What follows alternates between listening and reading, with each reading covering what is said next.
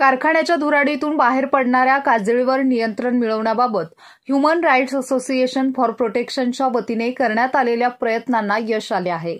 काही दिवसांपूर्वी human rights association for प्रोटेक्शनने राजाराम बापू सहकारी साखर कारखान्याच्या काजळीच्या राखेवर नियंत्रण ठेवण्याबाबत कारखाना प्रशासनास सूचित केले होते।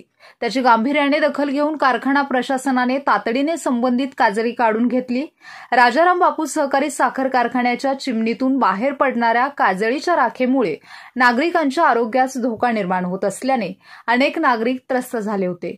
या संदर्भात ह्युमन राईट्स असोसिएशन फॉर प्रोटेक्शनच्या राष्ट्रीय अध्यक्ष व पदाधिकाऱ्यांनी या समस्येबाबत कारखान्याचे व्यवस्थापक संचालक आर.डी. माऊली व व्हाईस चेअरमन विजय पाटील यांची प्रत्यक्ष भेट घेऊन काजळी संदर्भातील त्रासाची माहिती दिली।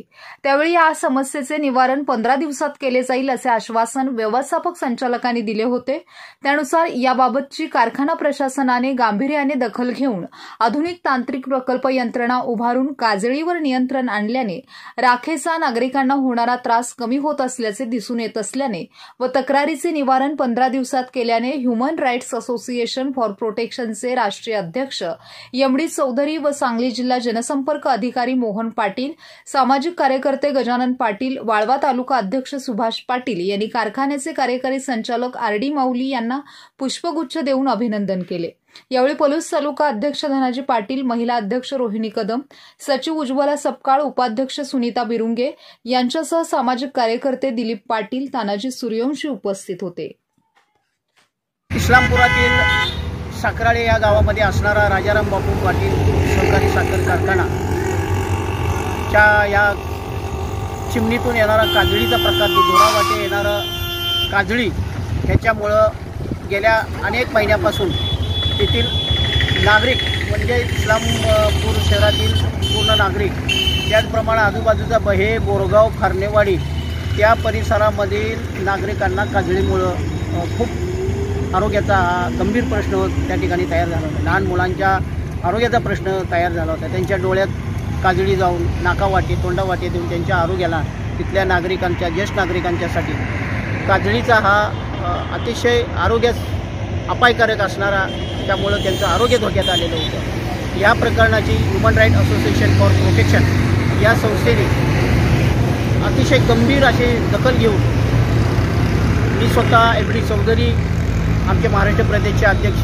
श्री रघुनाथजी रोकडे, त्याचप्रमाणे सांगली जिल्ह्याचे PRO सुभाषजी पाटील, वाळवा तालुक्याचे अध्यक्ष मोहन पाटील, सामाजिक कार्यकर्ता गजानन पाटील, त्याचप्रमाणे संजय रोकडे, असे अनेक मंडळी आम्ही येऊन गेल्या 15 ते 20 दिवसापूर्वी आम्ही त्यांच्याशी बैठक घेतली।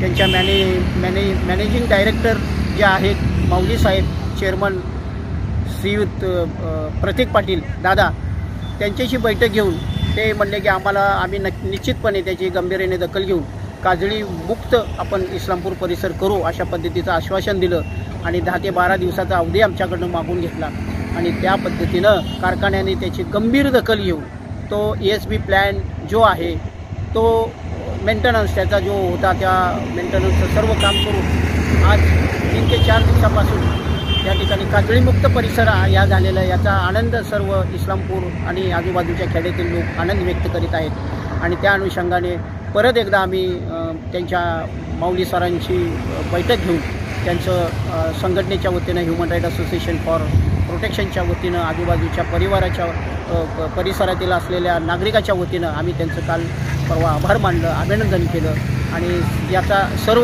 सर्वत्र याचा निश्चितपणे लोकांना आनंद झालेला आहे। काजळीमुक्त परिसर झालेला असल्यामुळं लोकही आनंद व्यक्त करीत आहेत।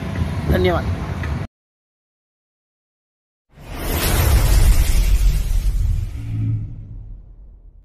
क्रांती सूर्य न्यूज संपादक शशिकांत कांबळे।